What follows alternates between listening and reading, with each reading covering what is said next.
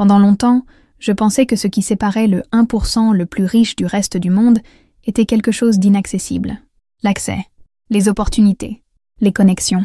Mais quand j'ai commencé à étudier et à côtoyer des femmes qui étaient réellement arrivées à ce niveau, j'ai compris une chose. Ce n'était pas un déclic monumental. Ce furent de petites habitudes, répétées avec constance. Elles n'ont pas attendu d'avoir des millions sur leur compte pour agir différemment. Elles ont commencé là où elles étaient, avec ce qu'elles avaient, mais avec l'attitude de celles qui savent où elles veulent aller. Et les habitudes quotidiennes ont fait le reste. Elles ont éliminé ce qui épuisait, renforcé ce qui soutenait, et ouvert la voie au nouveau niveau. Quand j'ai commencé à appliquer ces habitudes, ma vie n'a pas changé du jour au lendemain. Mais moi, j'ai changé. Et c'est ce qui a changé ma vie. Si cela résonne en toi, abonne-toi à la chaîne, laisse un like et viens. Parce qu'adopter des habitudes conscientes est le premier pas pour sortir de la moyenne. Habitude 1. Elles se lèvent avant le monde et créent avant de réagir. Pendant longtemps, je me réveillais en sursaut. Le réveil sonnait, et en quelques minutes, j'étais déjà submergée par les obligations, messages, notifications, attentes des autres. Je commençais la journée en réaction, et je la terminais épuisée, comme si je n'avais jamais eu le contrôle sur quoi que ce soit. Quand j'ai commencé à étudier les femmes faisant partie du 1% le plus riche, j'ai remarqué quelque chose de simple mais puissant. Elles se lèvent avant le monde. Et pas seulement pour gagner du temps, mais pour occuper leur espace intérieur avant d'être envahies par l'extérieur. Elles se lèvent tôt. Elles craignent le silence. Elles écrivent, méditent, planified. Elles cultivent la présence et l'intention dès les premières heures. Adopter cette habitude m'a bouleversée. Au début, c'était inconfortable. Mais quand j'ai vu combien j'étais plus efficace, plus claire et plus dirigée, j'en ai compris la raison. Les premières heures de la journée sont devenues les miennes. Et quand le monde commençait à hurler, j'étais déjà ancrée. J'avais déjà fait quelque chose pour moi. Je connaissais déjà mon objectif. J'étais déjà connectée à celle que je voulais devenir. Aujourd'hui, me lever tôt n'est plus une question de productivité. C'est une question de souveraineté. Commente, mes journées commencent avec moi. Si toi aussi tu as décidé d'arrêter de commencer la journée en fonction des autres et de prendre ta place avec intention. Habitude 2, elle ne saute pas l'étape de la clarté. Avant toute réalisation, il y a une décision. Et avant la décision, il y a la clarté. Mais j'ai passé des années à essayer de régler ma vie sans même savoir ce que je voulais vraiment construire.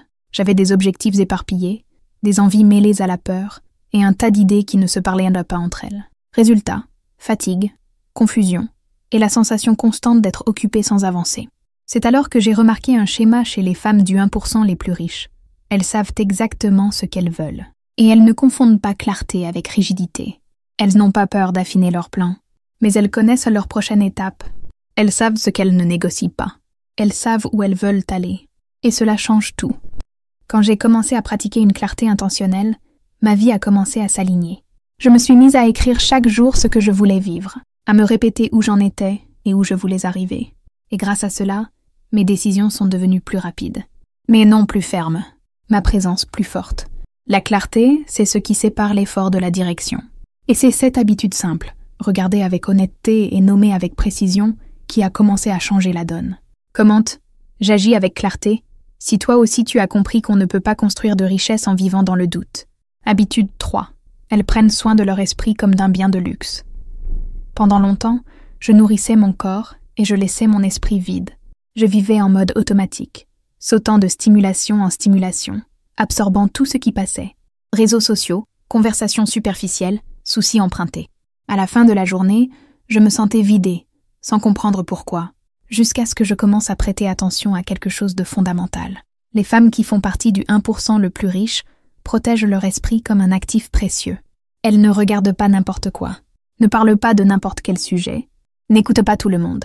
Elles filtrent. Elles sélectionnent avec rigueur ce qui entre, parce qu'elles connaissent l'impact de ce qui en sort. Quand j'ai commencé à faire pareil, j'ai compris à quel point je me distrayais avec des déchets mentaux. J'ai remplacé les infos répétitives par des livres qui élargissent. J'ai remplacé les comparaisons par des réflexions. J'ai remplacé le bruit par le silence. Et dans ce silence, j'ai recommencé à m'écouter, à penser avec clarté, à créer avec liberté. Aujourd'hui, mon esprit est l'espace le plus précieux de ma vie. C'est de lui que naissent mes idées, mes décisions, ma richesse. Commente, mon esprit est ma priorité. Si toi aussi tu as décidé de protéger ce qui nourrit tes pensées chaque jour. Habitude 4. Elles font du focus une protection, non un effort. Pendant longtemps, Je voyais la concentration comme un combat. Je me forçais à rester concentrée. J'essayais de faire 1000 choses avec discipline, mais j'étais constamment détournée par des distractions. Réseaux sociaux, notifications, exigences qui n'étaient pas les miennes. Et à la fin, mon énergie était toujours fragmentée, et mes résultats aussi. Jusqu'à ce que je réalise une chose simple, mais qui a complètement changé ma manière d'agir. Les femmes du 1% le plus riche ne traitent pas le focus comme un sacrifice. Elles le traitent comme une protection. Pour elles, le focus, c'est une limite. C'est avoir de la clarté sur ce qui mérite leur attention et le courage d'ignorer le reste. J'ai commencé à tester ce code. Au lieu d'essayer de tout faire en même temps, je me suis mise à me demander « Qu'est-ce qui compte vraiment aujourd'hui ?» Et à partir de cette réponse, je réorganisais tout. Les horaires, les conversations, les priorités. J'ai éliminé l'excès et j'ai découvert que ce n'est pas le focus qui fatigue. Ce qui fatigue, c'est de vouloir plaire à tout le monde tout en essayant de tout accomplir. Aujourd'hui, mon focus est léger, parce qu'il vient de la conscience, pas de la pression. Et quand l'énergie est entière dans une seule direction, le résultat apparaît inévitablement. Commente, mon focus est ma protection. Si toi aussi tu as choisi d'arrêter de te disperser et de commencer à t'engager vraiment. Habitude 5, elles maintiennent un standard minimum d'excellence, même les jours ordinaires.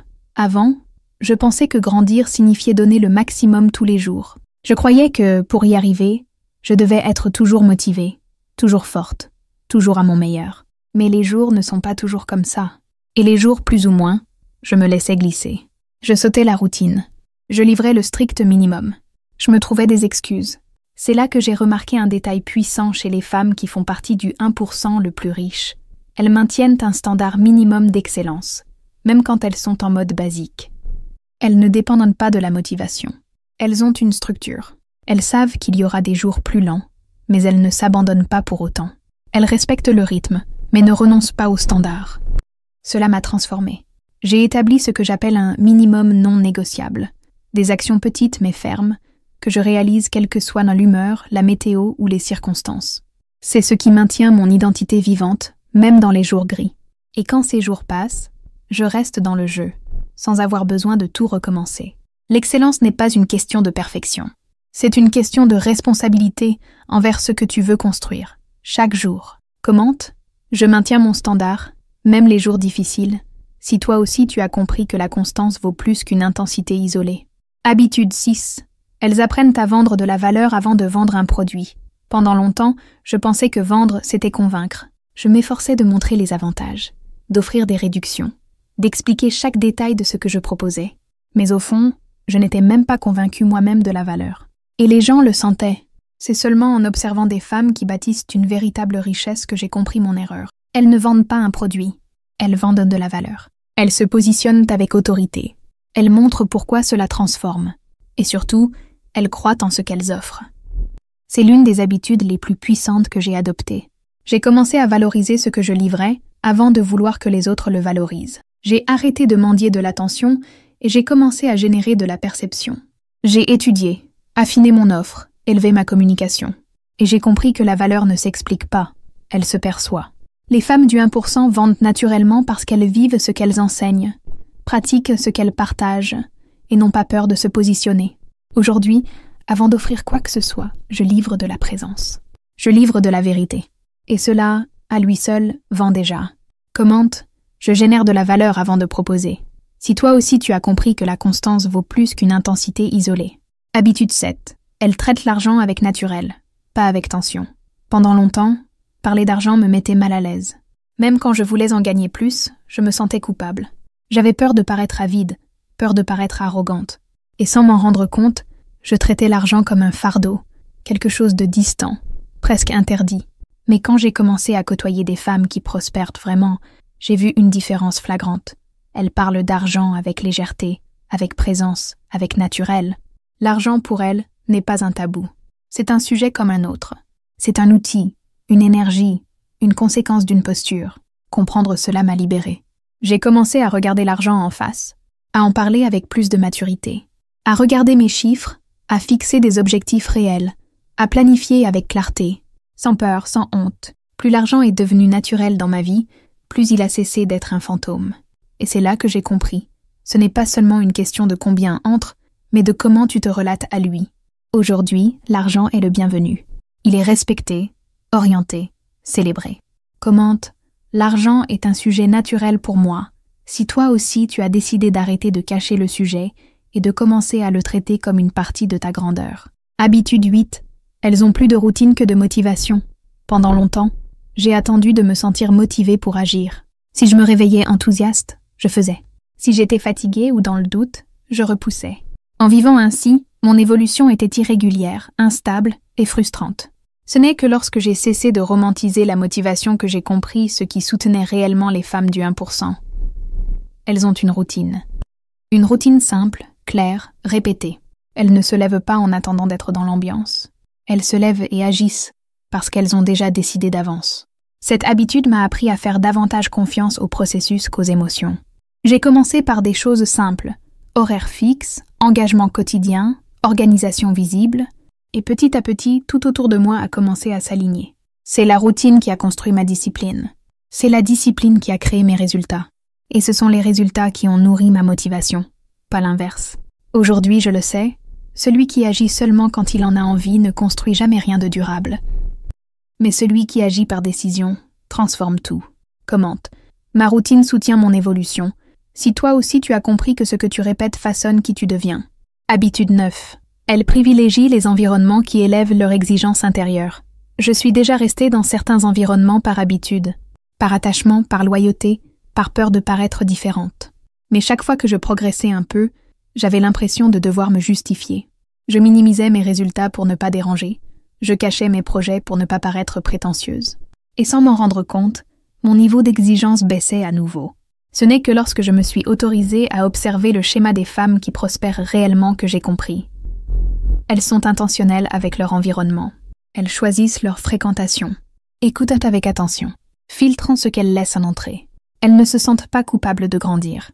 Et elles ne tolèrent pas non plus les personnes qui sabotent cette croissance. J'ai commencé à me positionner avec plus de fermeté, à m'éloigner des conversations qui m'abaissaient, à choisir des lieux qui me poussent à penser plus grand, agir mieux, être plus fidèle à ma vision.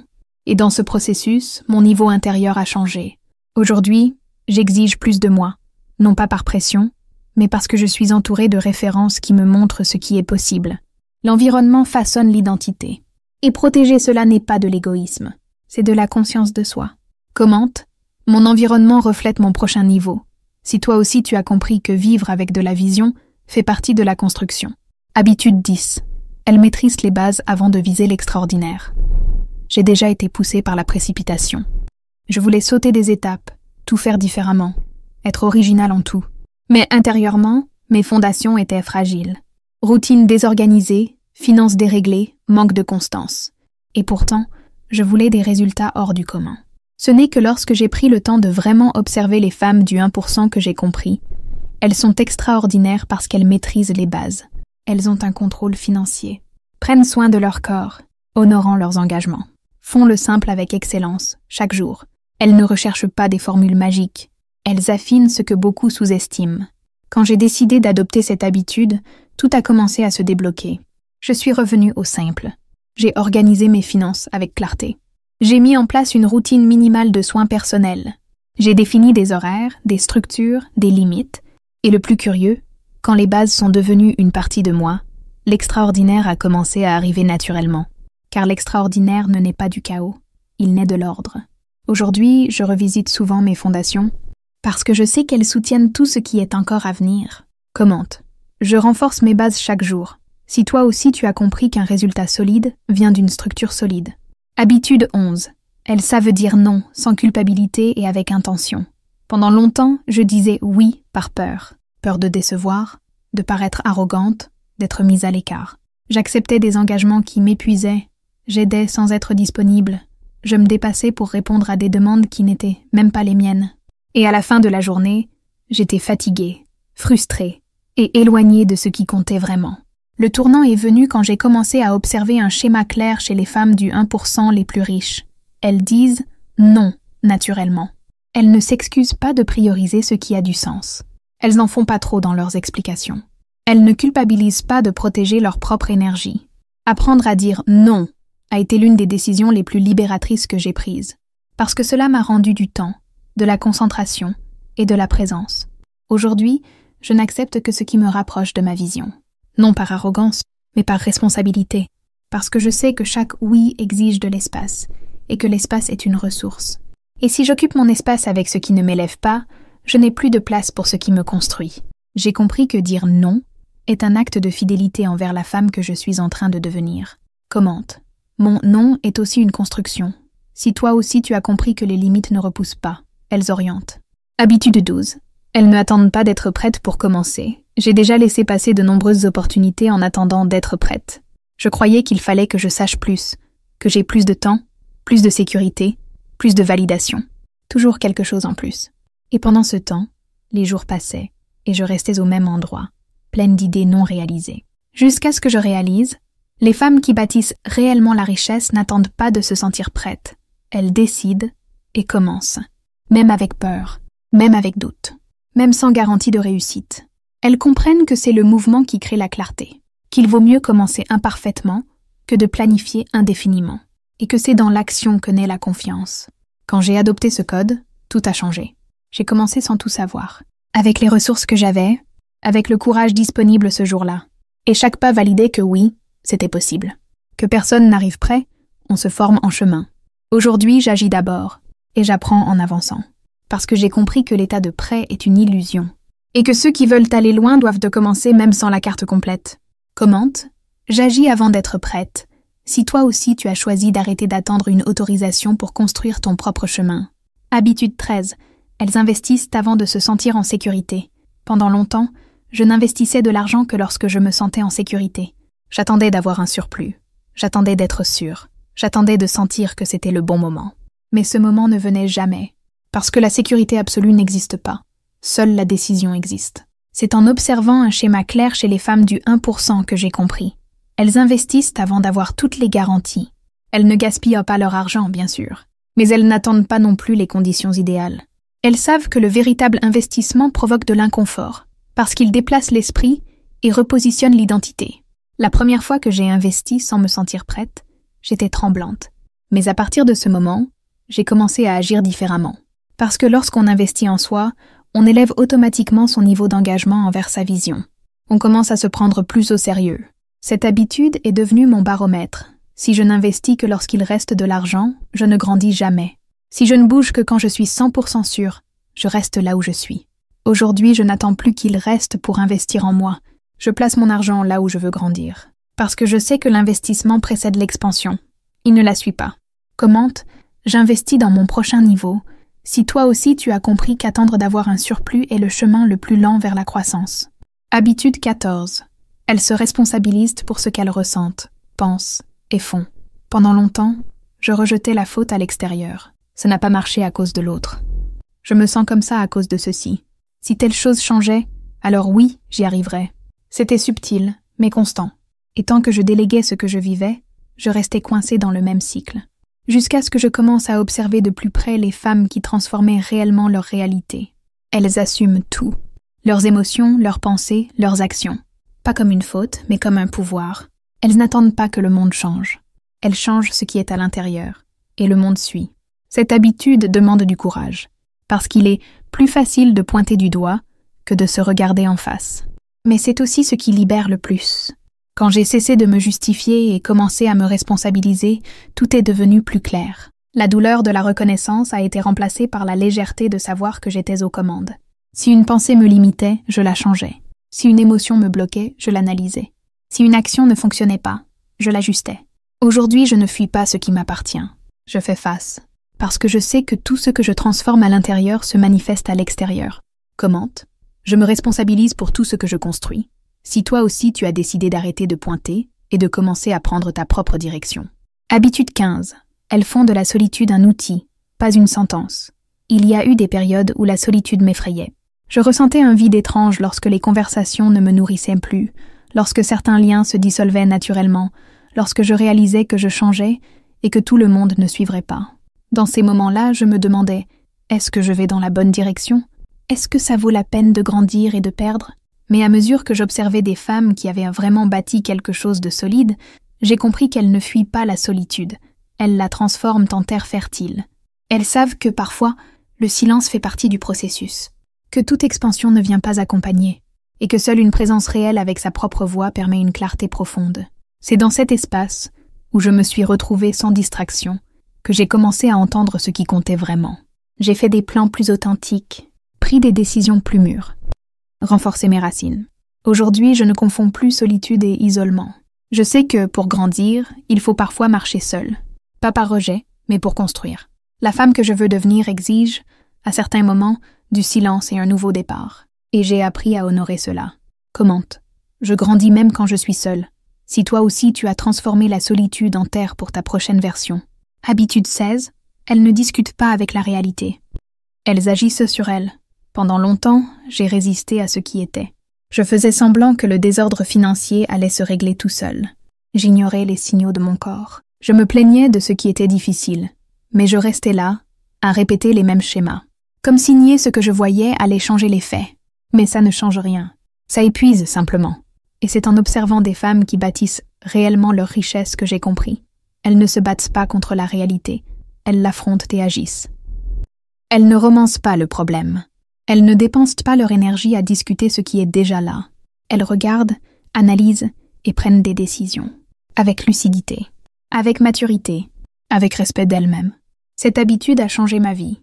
J'ai commencé à regarder en face, les chiffres, les choix, les manques, et au lieu de me critiquer, j'ai commencé à ajuster, un pas à la fois, avec douceur mais avec fermeté. Accepter la réalité n'est pas de la résignation, c'est un acte de courage. Parce que seules celles qui acceptent ce qui est peuvent transformer ce qui sera. Aujourd'hui, ma vie n'est pas parfaite, mais elle est consciente, et donc malléable. Commente. J'agis sur ce qui est réel, si toi aussi tu as cessé de fuir la vérité pour commencer à construire à partir d'elle. Habitude 17. Elles vivent comme si elles l'étaient déjà, et le deviennent. Je croyais qu'il fallait attendre le résultat pour me comporter comme cette femme que j'imaginais dans ma tête. La riche, la confiante, la centrée, la légère. Je pensais qu'un jour, quand tout irait bien, alors oui, je me sentirais prête à être elle. Mais ce jour n'arrivait jamais. Parce que dans les faits, le monde ne répond avec cohérence que lorsque tu agis avec cohérence. Et c'est ce que j'ai appris auprès des femmes du 1%. Elles vivent comme si elles l'étaient déjà, et c'est ainsi qu'elles le deviennent. Elles n'attendent pas le décor parfait. Elles n'ont pas besoin de validation. Elles maintiennent leur posture, leur regard, leur discours et leurs décisions en fonction de qui elles ont déjà décidé d'être, même si l'extérieur ne suit pas encore. Cette habitude est devenue mon axe. Chaque jour, avant de sortir, avant de parler, avant de décider, je me demande, cette attitude est-elle alignée avec la femme que je suis en train de devenir? Si la réponse est non, je réajuste. Parce que mon futur n'est pas une idée, c'est une construction quotidienne. Aujourd'hui, je vis comme si j'étais déjà celle que je veux être, et c'est pour cela que je le deviens. Commente, j'agis comme celle que je suis déjà. Si toi aussi tu as compris que l'identité ne s'attend pas, elle se soutient. Si tu as lu jusqu'ici, tu as probablement compris qu'il n'y a pas de miracle. Il y a un choix, petit, quotidien, silencieux. Ces 17 habitudes ne sont pas des formules toutes faites, mais ce sont des schémas réels, que j'ai vus, testés et vécus, et qui ont transformé ma façon d'avancer, de l'intérieur comme de l'extérieur. Tu n'as pas besoin d'appliquer tout d'un coup, mais tu dois commencer avec conscience, avec respect pour ton rythme, et avec la fermeté de celle qui a déjà décidé qu'elle ne vivra plus dans la moyenne. La femme que tu veux devenir est déjà là. Elle a seulement besoin d'espace, de décision, de constance. Commente. J'applique ces habitudes avec conscience. Si toi aussi tu as décidé de sortir du pilote automatique pour construire ton 1%. Et bien sûr, si ce contenu a déclenché un déclic chez toi, abonne-toi à la chaîne, aime la vidéo et partage-la avec une autre femme prête à vivre son prochain niveau.